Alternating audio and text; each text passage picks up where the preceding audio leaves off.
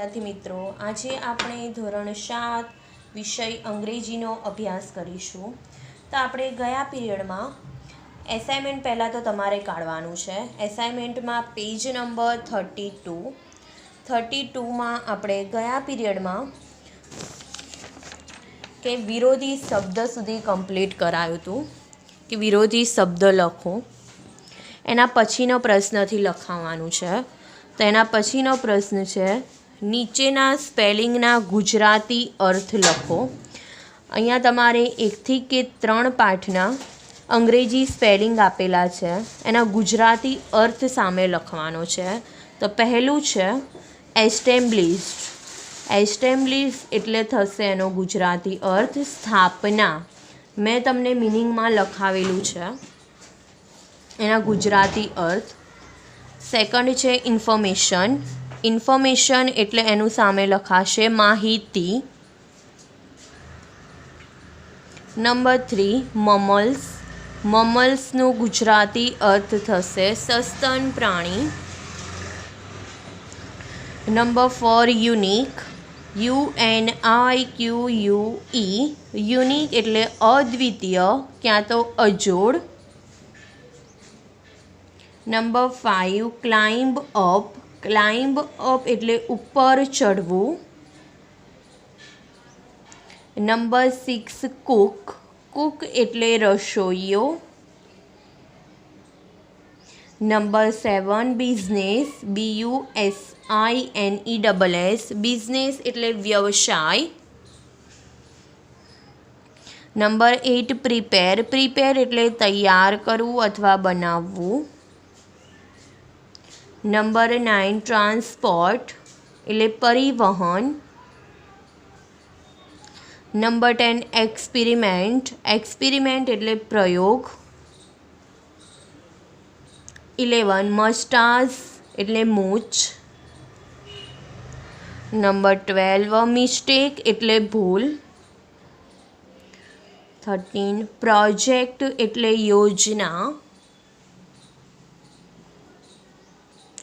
14 laboratory. Laboratory એટલે પ્રયોગશાળા. 15 corridor. Corridor એટલે રસ્તો અથવા પરસાળ.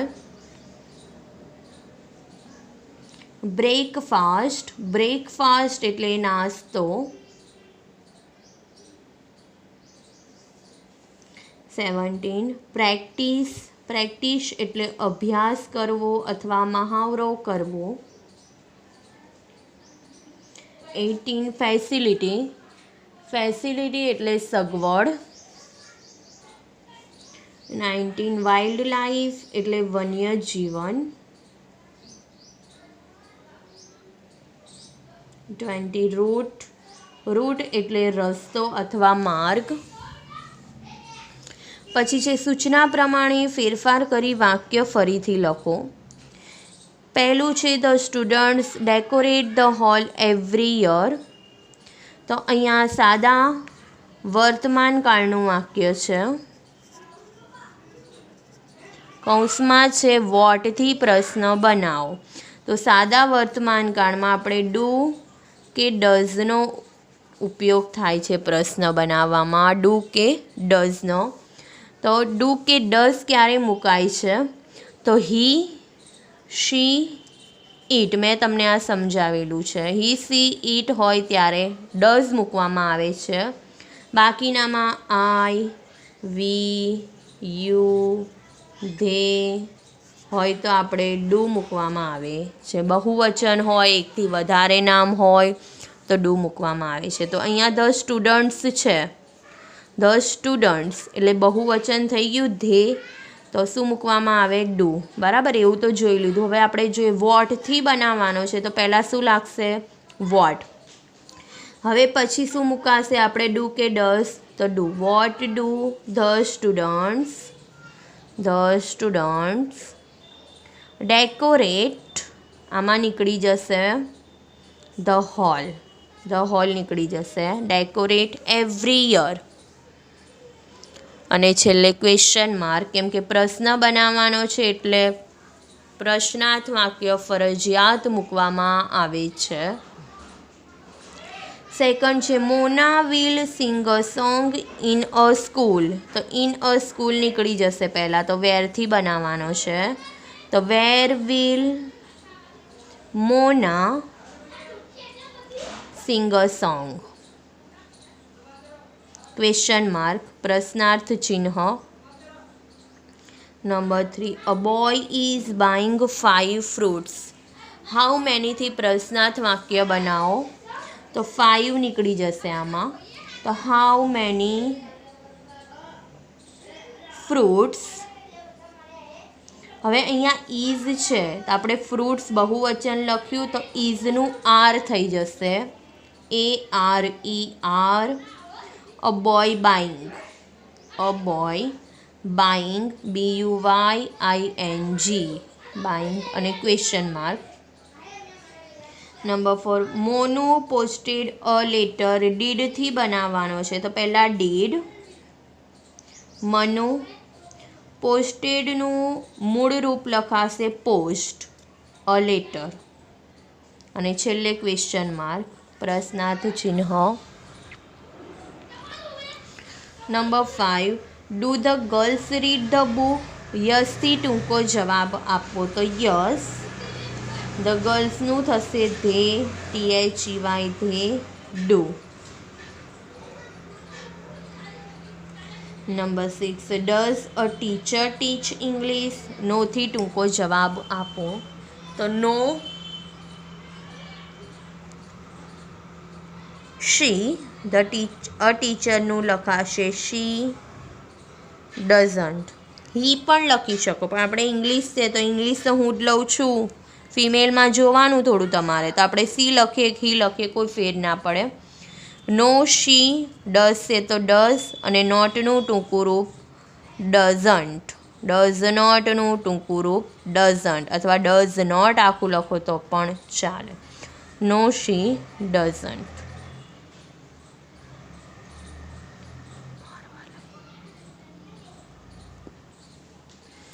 નંબર 7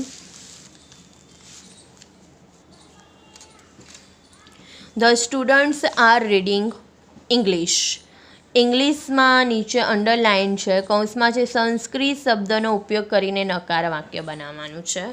ઇંગ્લિશ નીકળી જશે, એના જગ્યાએ સંસ્કૃતનો ઉપયોગ કરવાનો છે અને નકાર વાક્ય બનાવવાનું છે. તો લખાશે the students do not.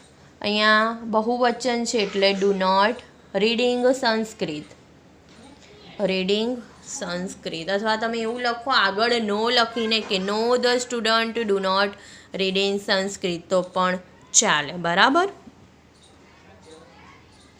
Number 8 Ketaki is going to bazaar. હુંથી પ્રશ્નાર્થ વાક્ય બનાવો. તો કેતકી નીકળી જાય, એના જગ્યાએ હું, પાછળનું બધું એનું એજ અને છેલ્લે question mark. Who is going to bazaar. Question mark. Number 9 Shiv checks his email after dinner. વોટથી પ્રશ્ન બનાવો. હિઝ ઈમેલ નીકળી જશે આમાં તો લખાશે વોટ. શિવ છે તો does. What does Shiv check after dinner. Question mark. Number 10 Mrs Vyas teaches English in the class. In the class નીકળી જશે, વેરથી બનાવવાનો છે. વેર ડઝ મિસિસ વ્યાસ ટીચ. ટીચીસનું થઈ જશે teach English. Question mark. 11 a boy will buy 10 books from a bazaar. આમાં તો 10 નીકળી જશે. હાઉ મેનીથી બનાવવાનો છે તો હાઉ મેની બુક્સ. ક્રિયાપદ તરીકે will a boy from a bazaar. છેલ્લે question mark. Number 12 I play chess in the morning. ડુથી પ્રશ્ન બનાવો તો ડુ. આઈનું પ્રશ્નમાં થઈ જશે you. Do you play chess in the morning? Do you play chess in the morning? છેલ્લે question mark. 13. Do you sing a song? યસથી ટૂંકો જવાબ આપો. તો યસ યુનું થઈ જશે I. Yes I do. Yes I do.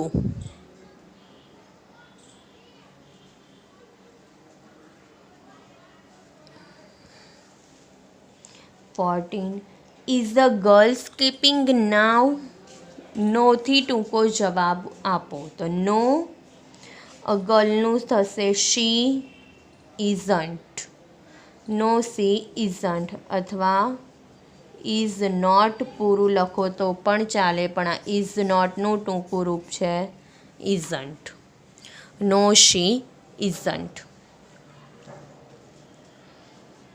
15. A boy will read a newspaper. A ન્યૂઝપેપરના નીચે અંડરલાઇન છે, કૌંસમાં છે. બુક શબ્દનો ઉપયોગ કરીને નકાર વાક્ય, એટલે ન્યૂઝપેપર નીકળી જાય એના જગ્યાએ બુકનો ઉપયોગ કરીને આપણે નકાર વાક્ય બનાવવાનું છે. તો a boy will not read a book. A boy will not read a book.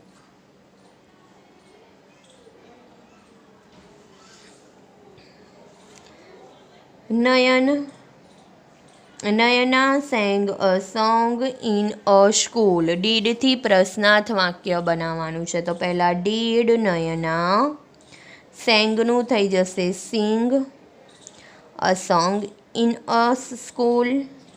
Did Nayana sing a song in a school? Question mark, પ્રશ્નાર્થ ચિહ્ન. 17. Mona will play chess. Volleyball શબ્દનો ઉપયોગ કરીને નકાર વાક્ય બનાવવાનું છે. ચેસ નીકળી જાય એના જગ્યાએ volleyball. Mona will not play volleyball. Mona will not play volleyball. VOLLEYBALL.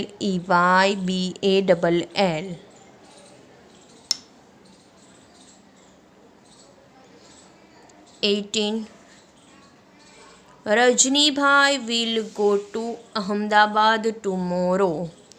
વેરથી પ્રશ્નાર્થ વાક્ય બનાવો. તો વેનથી તો સમય બતાવવાનો, તો ટુમોરો નીકળી જાય. તો વેન વિલ, ઉપર વિલ છે તો આપણે નીચે વિલ જ લખીશું. When will Rajnibhai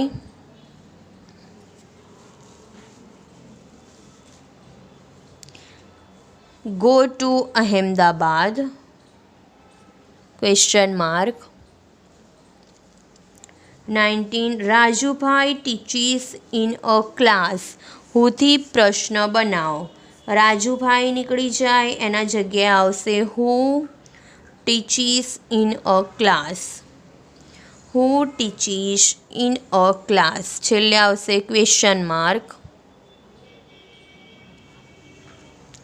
20. Jaya played chess in the school. ડીડથી પ્રશ્ન બનાવો. તો પહેલાં શું લાગશે? ડીડ જયા. પ્લેડનું મૂળ રૂપ થઈ જશે પ્લે, ઈડી નીકળી જશે. Did Jaya play chess in the school. Did Jaya play chess in the school? છેલ્લે ક્વેશ્ચન માર્ક. પાછળ જોઈશું આપણે. છેલ્લો પ્રશ્ન છે લખી નાખીશું. નીચેના વાક્યોનું ગુજરાતી કરો. આપણે પાઠના આધારે પૂછેલા છે વાક્યો, એનું ગુજરાતી લખવાનું છે. પહેલું છે trees are our best friends. તો ગુજરાતી એનું લખશું વૃક્ષો આપણા સૌથી સારા મિત્રો છે. વૃક્ષો આપણા સૌથી સારા મિત્રો છે. સેકન્ડ છે ડોન્ટ ટીઝ ધ એનિમલ્સ. પ્રાણીઓને પચવો નહીં. પ્રાણીઓને પચવો નહીં.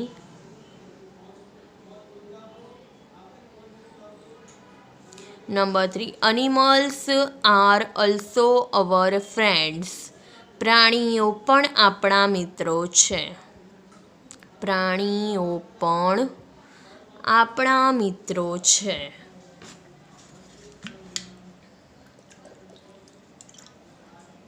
Number 4, I take a bath early in the morning. એનું ગુજરાતી થશે, હું વહેલી સવારે સ્નાન કરું છું.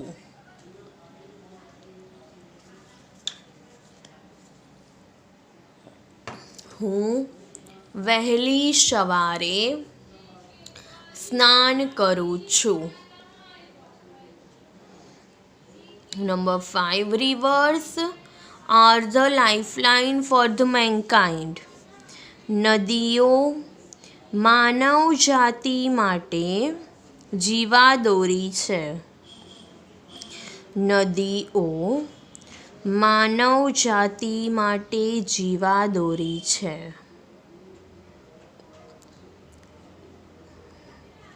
Number 6, there is a big neem tree near my house.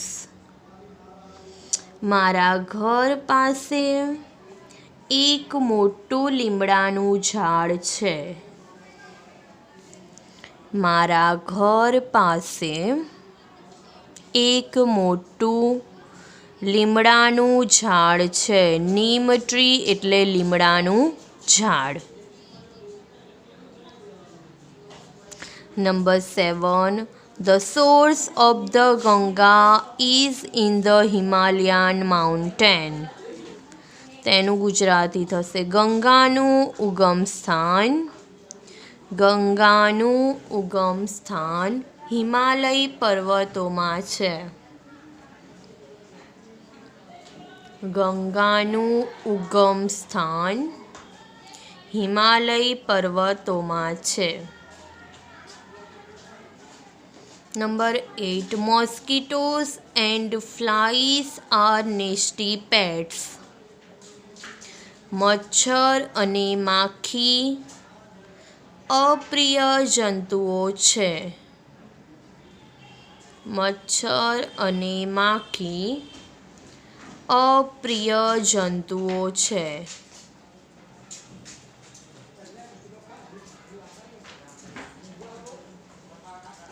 Number 9,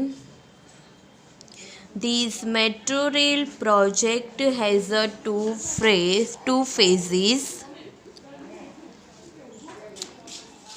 આ મેટ્રો રેલ યોજનાના 2 તબક્કા છે.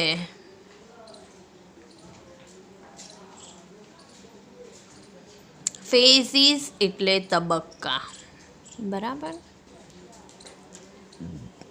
Number 10, most of the metro route will be on pillars and over bridge.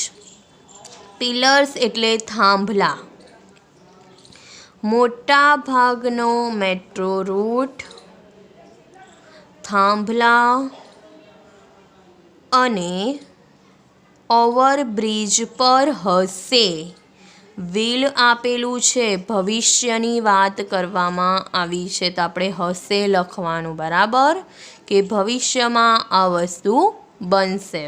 કે મોટા ભાગનો મેટ્રો રૂટ થાંભલા અને ઓવરબ્રિજ પર હશે. 11, don't throw rubbish here and there. Answer આવશે રબીશ એટલે કચરો. ગમે ત્યાં કચરો ફેંકો નહીં. ગમે ત્યાં કચરો ફેંકો નહીં. Number 12, Bhagirath prayed the Ganga to flow on the earth. Answer આવશે ભગીરથે ગંગાને પૃથ્વી પર વહેવા માટેની પ્રાર્થના કરી. ભગીરથે ગંગાને પૃથ્વી પર વહેવા માટેની પ્રાર્થના કરી.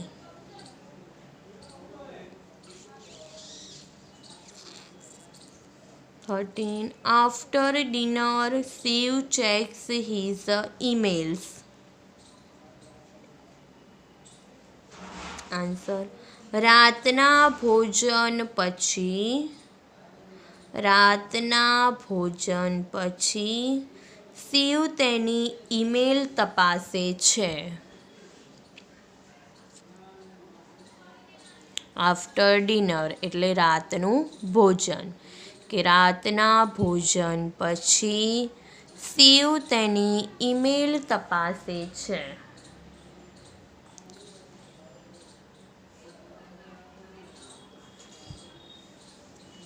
Number 14. Faizan is a wildlife photographer. Wildlife એટલે વન્યજીવન, કે ફૈઝાન એક વન્યજીવનનો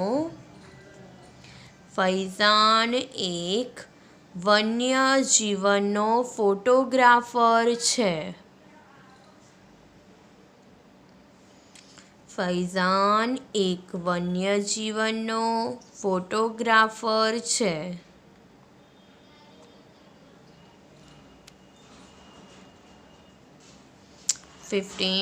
Gandhinagar is the capital of Gujarat. Capital એટલે રાજધાની,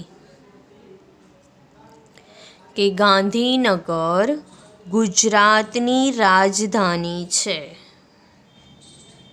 ગાંધીનગર ગુજરાતની રાજધાની છે. તો વિદ્યાર્થી મિત્રો, આપણે એસાઇનમેન્ટમાં અંગ્રેજીનું કમ્પ્લીટ થયું.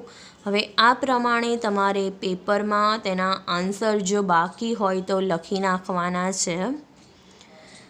ને તમને હોમ લર્નિંગ પણ એટલું આપું છું કે મેં તમને જે સ્પેલિંગના ગુજરાતી અર્થ છે, પછી સૂચના પ્રમાણે ફેરફાર કરીને આપણે જે ફરીથી વાક્યો લખવાના હતા 1 થી 20, એ ગુજરાતી અર્થ અંગ્રેજીનું અને વાક્યોનું જે ગુજરાતી કરવાનું હતું, અંગ્રેજી જે મિનિંગ હતા એનું આપણે જે ગુજરાતી લખવાનું હતું, એ ત્રણેય વસ્તુ તમારે અંગ્રેજીની જે નોટબુક છે, આપણે હોમ લર્નિંગ જે નોટબુક બનાવી છે એના અંદર આટલું લખી નાખવાનું છે. બરાબર.